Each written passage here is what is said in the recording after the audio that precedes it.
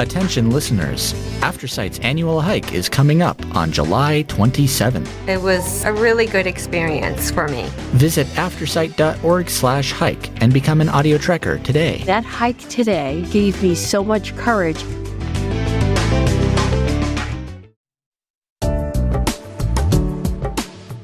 Welcome to Colorado Homes and Lifestyles, where style comes home. This recording is brought to you by Aftersight, and it is intended to be used solely by individuals who are blind or have low vision.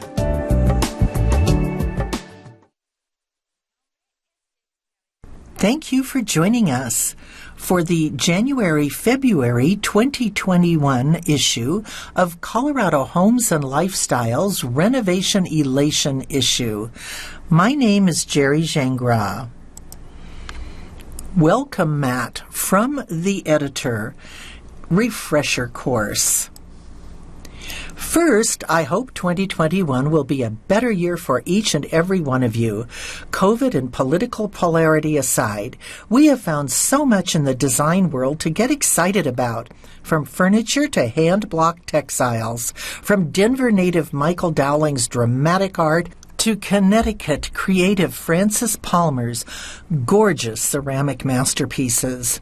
We're especially excited to present 4 Colorado homes, plus 1 kitchen, that have been reborn with innovation and delight. Leading that charge is our cover story on the amazing Burkett family, who have rooted themselves in 5 Points and painstakingly spent 3 years restoring a historic neighborhood gem. Every single member in the family participated in this massive overhaul, and the result is as joyful as it is inspirational. This story comes to us from our incredibly tenacious editor-at-large, Rebecca Gart. Rebecca writes our High Points and Style Maker columns in each issue and has been an amazing asset to the magazine since she joined us 5 years ago. This Burkett family story is a classic case in point. It was Rebecca who noticed the home in 5 Points and was so blown away by the exterior that she tracked down the Burketts to find out more. She then barraged me with emails and pictures making her case. Rebecca commits similar acts of curiosity and chutzpah all the time, and we all benefit. Thank you, Ms. R. As we continue to navigate this pandemic, I urge you to support your local craftspeople, artists, chefs, bartenders, and baristas, and let them know how much you appreciate their artistry in your daily life. Kate Myers, Editor-in-Chief. Contributors. What is your favorite piece of furniture and why? The 18th century Texas farm table in my entry. I love its hearty, naughty character. It's an heirloom from my father, passed down from family who helped settle Fort Worth. Emily Minton, Redfield. Redfield grew up in the design business. Her father is a celebrated interior designer in Texas, and her brother is a trained architect, so she naturally gravitated to interior design and architectural photography. Having honed her skills with national magazines, including House Beautiful and Elle Decor, she has been settled in Denver for the past 20 years, where she is happily entrenched with the local design community. Redfield shot Kitchen Unconfidential on page 57 and A Beacon in 5 Points on page 68. Our 1820 card table with its fifth leg that swings out and supports a fold-over top made of sycamore, a magnificent large tree that grows along rivers in the east. David Patterson. A Steamboat Springs-based architectural and design photographer, Patterson shoots for publications such as Better Homes and Gardens and Lux. Soon to be an empty nester, he's made the most of his pandemic time by creating a collection of photos of his family at home. When not behind the camera, he enjoys skiing, biking, and playing on the Yampa. Patterson photographed Blurring the Lines on page 82. My chaise lounge, designed for easy plummeting, but I'm too busy to use it. I look at it longingly and think, one of these days. I've had it for 15 years. Marisol Murano. In a year unlike any other, Venezuela-born Murano has opened way too many hashtags and blocked too many pop-ups on her way to writing about cybersecurity, financial literacy, podcasting, and design. When writing Blurring the Lines, page 82, she was floored to discover that too many roofs can make a house look tired. Who knew? Murano is also the author of a cookbook series and 3 novels, a tragedy, and then 2 comedies, because the world has enough tragedy. Arnie Jacobson's egg chair in classic red. I love the swooping sculptural style. I've always wanted one. Maybe this year I'll start saving away. Carrie Cole. Cole, a Denver-based stylist, likes to envision the occupants of the home she's styling based on their design preferences. I ask, what food would they be making in the kitchen? What books would be on their nightstand?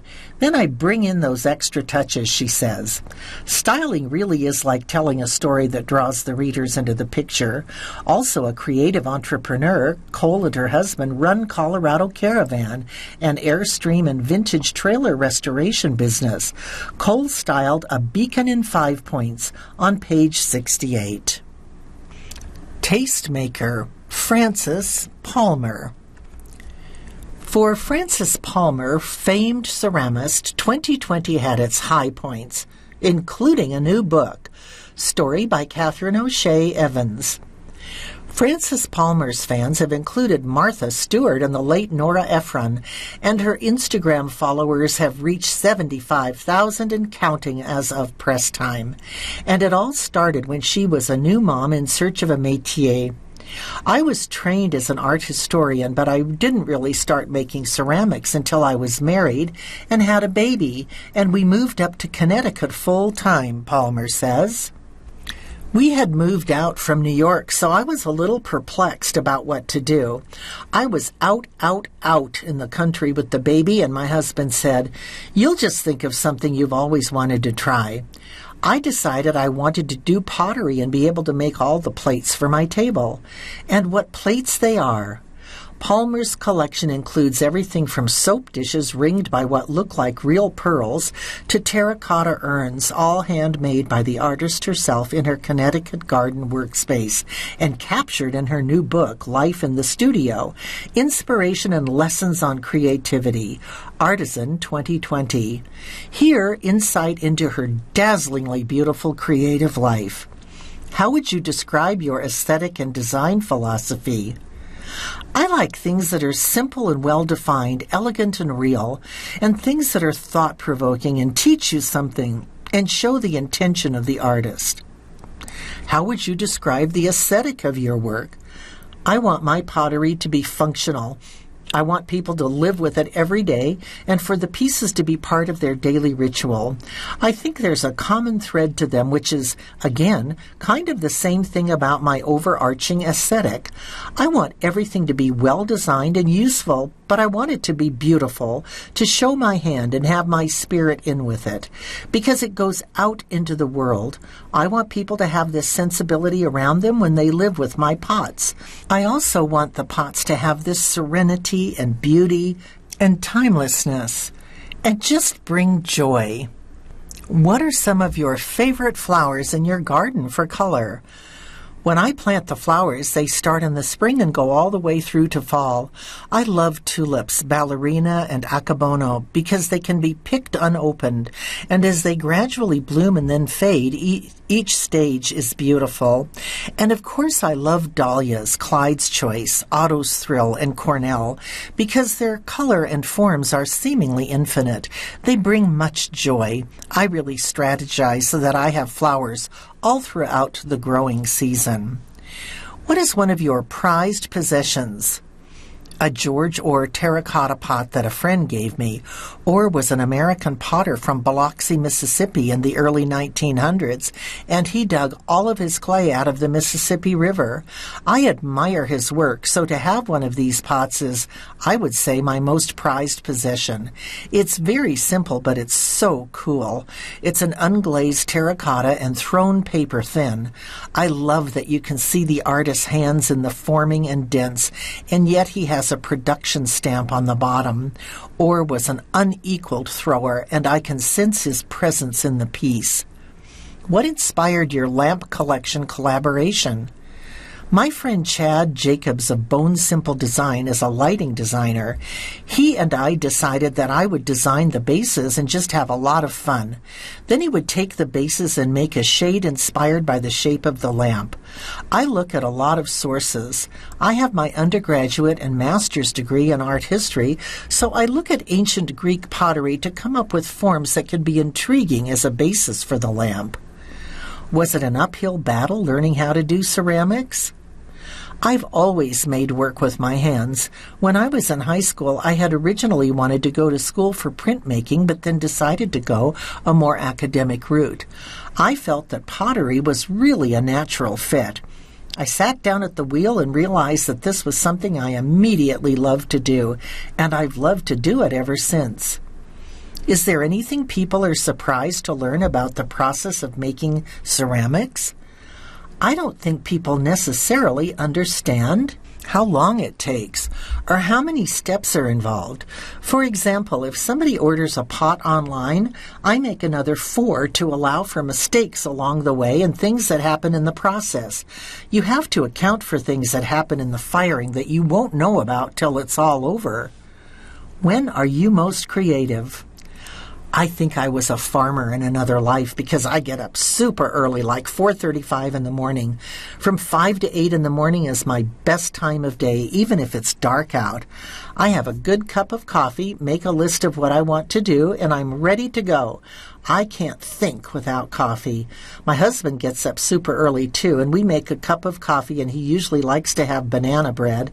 It's been a little hectic lately. I don't usually have breakfast for another couple of hours, but I definitely need that coffee to get going. Do you have any suggestions for styling a tabletop for hosting with your ceramics? I try not to overthink it. If you have simple plates and cleanly designed flatware and good linen or cotton napkins and beautiful glasses, what I tend to use are very simple Japanese glasses. I don't usually use wine glasses with stems. Then, depending upon the season, you can just have fun with centerpieces. Last Thanksgiving, I just plopped all these different orchids in some of my terracotta pots and ran them down the table rather than going out and buying flowers. Sometimes I'll just take a terracotta platter and put moss down it. It really depends on your mood and what you're cooking, and it doesn't have to be so ornate. Decide, what is the mood you are trying to create, and go from there. Portrait of the Artist, Michael Dowling, Beauty and the Dark Side.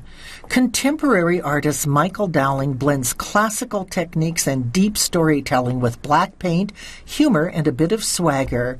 Story by Elizabeth Mulvihill. Michael Dowling's paintings captivate with a haunting sense of drama. The Denver-born artist's work is figurative, rooted in classical technique and flavored with a modern, sometimes punky twist. Much of it plays on themes of religion and ancient lore, but includes what he calls a shifting of the vernacular, which reimagines the story from the perspective of this time and this place. Striking contrast, dark backgrounds, luminescent figures, they all play a part in the overall picture. There's a heaviness to Dowling's work that draws the viewer in at gut level. He frequently receives feedback such as, "I don't totally get it, but I love it." And maybe his toughest trick is managing to also bring in some light. To understand yourself in the darkness you have also allows you to access the light that you have, he explains. Even so, he confesses, a lot of my work is actually more subtle than I'd like it to be. Everything starts with these very naughty and edgy ideas. Adding to the allure, his wickedly clever titles such as I'll Love You Once I've Changed You and Terribly Good at Pretending I'm Happy to See You relate to his work in a very real way. I try to be a bit obscure with my titles, to play with them and have some fun and also create a little intrigue. Mission accomplished. Dowling has the ability to create a striking painting of a woman who looks like she may be drowning in bubble gum. that provokes a mix of emotions, empathy, humor, and fright. The reason he's able to pull it off has much to do with a lifetime of drawing and creating. His passion with the pencil traces back to the 4th grade, when he spent every single day perfecting Garfield, and then a progression of typical boy stuff, tanks, boats, guns, and cartoon characters, to mastering nudes from old copies of Playboy. Dowling's college years were a meandering start and stop process at nearly every school in the state until at the age of 25, he was struck as if by magic wand while in a painting class and knew instantly, "This is what I'm going to do with the rest of my life." 3 years later, still taking classes and partnering in an art consulting business on the side, he finally came to an important realization. I need to just paint. He then traveled to Italy to study at Il Istituto d'Arte e Scuola Lorenzo de' Medici in Florence, a transformative journey that took his technical skills to a new level and cultivated the marriage of theory and idea into his work. Returning stateside in 2003 after several years of study, Dowling rerouted in Denver and married his childhood sweetheart. In a bit of Dowling humor, his bio takes the story further. They now have 3 children and drink wine constantly. The work ethic, however, is serious.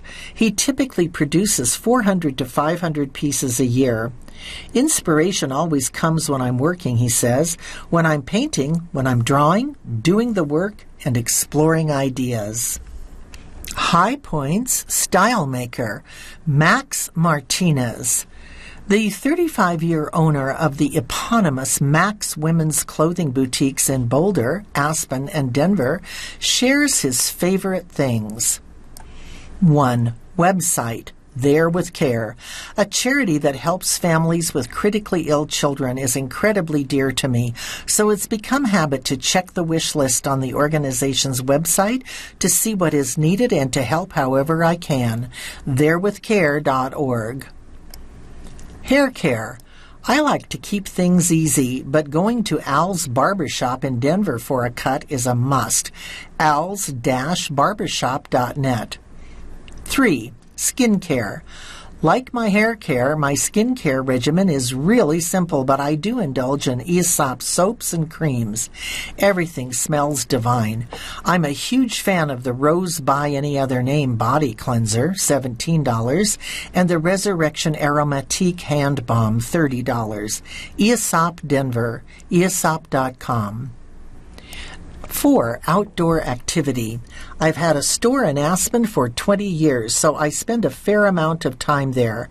I know it's a typical draw for tourists, but hiking around the Maroon Bells is one of my favorite activities. I'm an early riser, so I start my hikes well before the crowds come out. The experience is always peaceful and grounding. 5. Furniture line. I adore the work of Christian Liègre.